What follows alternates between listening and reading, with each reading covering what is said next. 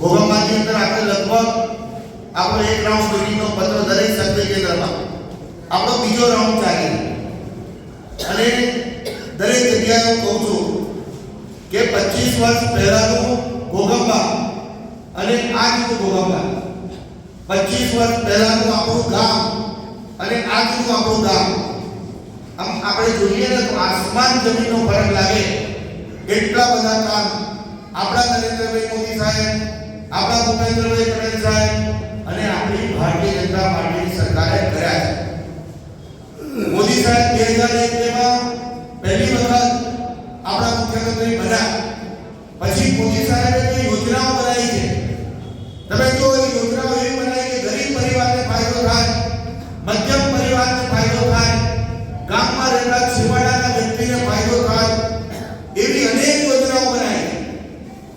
દાખલા તરીકે 108 ની યોજના હોય, સાહેબ જ્યારે મુખ્યમંત્રી બન્યા ત્યારે આરોગ્ય માટે મા અમૃતમ યોજના, મા વાત્સલ્ય યોજના, આજે એ યોજના આખા દેશમાં અમલમાં મૂકી કે આયુષ્યમાન ભારતની યોજના 10 લાખ સુધીની આપણને સહાય મળે.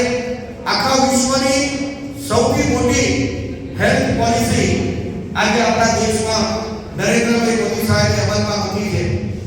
આપણે જોઈએ તો ગામે ગામ પાકા ડામરના રસ્તા.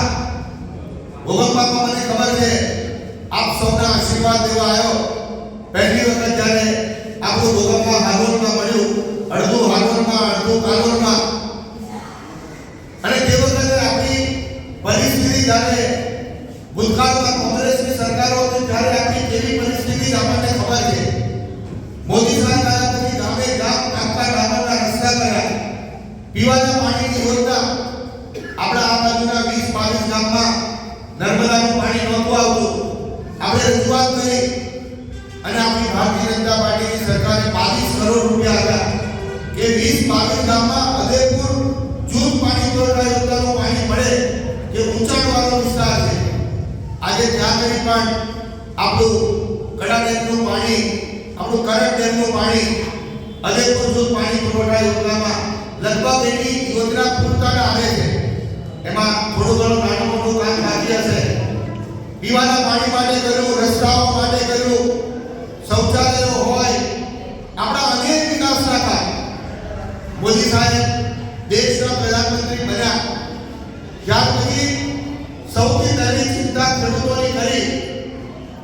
6000 રૂપિયા વર્ષે 2000ના 3 હપ્તા આપણા ખાતામાં સીધા જમા થાય. પ્રધાનમંત્રી જનધન યોજના હેઠળ દરેક પરિવારનું બેંકમાં ખાતું નરેન્દ્રભાઈ મોદી સાહેબે ખોલાવ્યું. કોરોના કાળની અંદર આપણને ખબર છે કે અભૂતપૂર્વ નિર્ણય. કોરોના કાળથી આજ દિન સુધી આપણે જોઈએ આપણને વિનામૂલ્ય અનાજ આપણી કેન્દ્રની સરકાર આપણા નરેન્દ્રભાઈ મોદી સાહેબ આપે છે. વિકાસના આવા અનેક કામ આપણા મોદી સાહેબે કર્યા છે.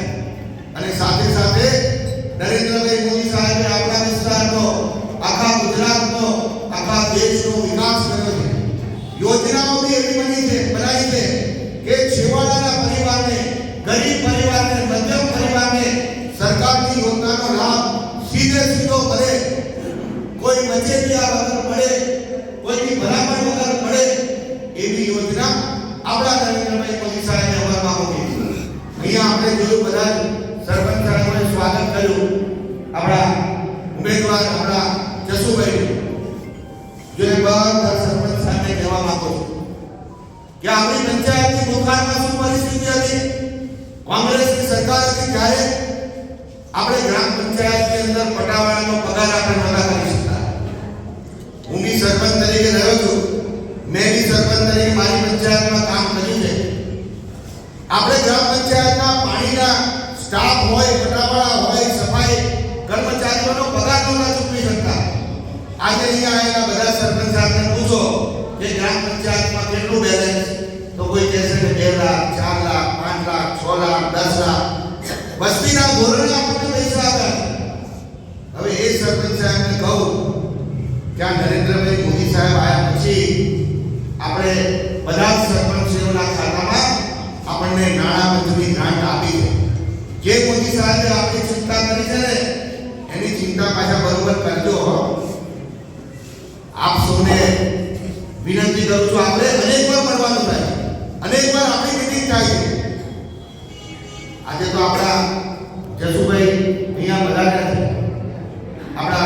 નારાયણભાઈની પધાર્યા છે. ત્યારે આપ સૌને વિનંતી કરું કે જો અત્યારે ગરમીના દિવસો છે, અત્યારે લગ્નોની ખૂબ ચાલે છે. અમે મીટિંગમાં જઈએ એટલે દરેક ગામની અંદર લગ્નો તો હોય, અને લગ્ન ઉનાળામાં ગરમીના દિવસોમાં બી લગ્નમાં આપણે કેવું સરસ આયોજન કરીએ છીએ કે લગ્ન શાંતિથી પતી જાય, કોઈ તકલીફ ના પડે. આપણે બધાએ એક ચિંતા કરવાની છે કે આપણે બધા મોદી પરિવારના સભ્યો છીએ. નરેન્દ્રભાઈ મોદી સાહેબ આપણા મોદી છે. આપણે મોદી પરિવારના જ્યારે સભ્યો હોય, આપણા મોદી જ્યારે ત્રીજી વખત દેશના પ્રધાનમંત્રી બનવા જઈ રહ્યા હોય, ત્યારે સવારે વહેલા ઉઠી 10 વાગે 11 12 વાગ્યા સુધી આપણા ગામનું આપણા બૂથનું મતદાન 100% થઈ જાય એની ચિંતા આપણે બધાએ કરવાની. જેટલું મતદાન થાય એ બધું કમળના નિશાન ઉપર નરેન્દ્રભાઈ મોદી સાહેબને આશીર્વાદ આપણે બધાએ આપવાના છે. મોદી સાહેબ આજે દેશના નહીં આખા વિશ્વના નેતા છે. આપણે બધા જાણીએ છીએ. આપણે ગૌરવ લઈએ કે મોદી સાહેબ આપણા ગુજરાતના છે, આજે આખી દુનિયાના નેતા છે. અને મોદી સાહેબના નેતૃત્વ હેઠળ આપણા દેશે આ 10 વર્ષમાં જે પ્રગતિ કરી છે એ આજે આપણે બધા જાણીએ છીએ કે આજે 5મા નંબરની આપણી અર્થવ્યવસ્થા છે. મોદી સાહેબ ત્રીજી વખત દેશના પ્રધાનમંત્રી બનવાના છે. અને કદાચ પહેલી એવી ચૂંટણી હશે કે ચૂંટણી પહેલા આખા દેશે નક્કી કરી લીધું હોય કે મોદી સાહેબ ફરી ત્રીજી વાર દેશના પ્રધાનમંત્રી બનવાના છે. એ મોદી સાહેબ જ્યારે ત્રીજી વાર દેશના પ્રધાનમંત્રી બનશે, આપણી અર્થવ્યવસ્થા ત્રીજા નંબરે જવાની છે. ત્રીજી મહાસત્તા તરફ આપણો દેશ પ્રયાસ કરવાનો. આ ચૂંટણી છે એ દેશની ચૂંટણી છે, સરકારની ચૂંટણી, વિકાસના કામની ચૂંટણી. એ તો આપણે એક સવા વર્ષ પહેલા આપ સૌએ નરેન્દ્રભાઈ મોદી સાહેબને આશીર્વાદ આપ્યા, ભૂપેન્દ્રભાઈ પટેલ સાહેબને આશીર્વાદ આપ્યા, સીઆર પાટીલ સાહેબને, અને 156 બેઠક ના ભૂતોના ભવિષ્યથી 182 માંથી 156 બેઠક મળી. ત્યાર પછીની છત્તીસગઢ, રાજસ્થાન, મધ્યપ્રદેશ આ બધા નરેન્દ્રભાઈને આશીર્વાદ આપ્યા. આખો દેશ નરેન્દ્રભાઈને આશીર્વાદ આપવા થનગની રહ્યો છે. ત્યારે બધાને કેવું નથી, પણ આ બધાએ જે વિશ્વાસ જસુભાઈને આપ્યો છે, એટલે જસુભાઈ હવે ચિંતા નહીં કરે ભોગવવાની. અને આજે તારા બધાએ જે વિશ્વાસ આપ્યો છે એટલે એમને 100% ખાતરી છે કે હાલોલ વિધાનસભાની અંદર ગઈ વખતે આપણે 1,05,000 ની લીડ હતી. આ વખતે આપણે જસુભાઈને બધાએ કીધું છે કે 1.5 લાખ જેટલી લીડ અમે હાલોલમાંથી આપણે આ વખતે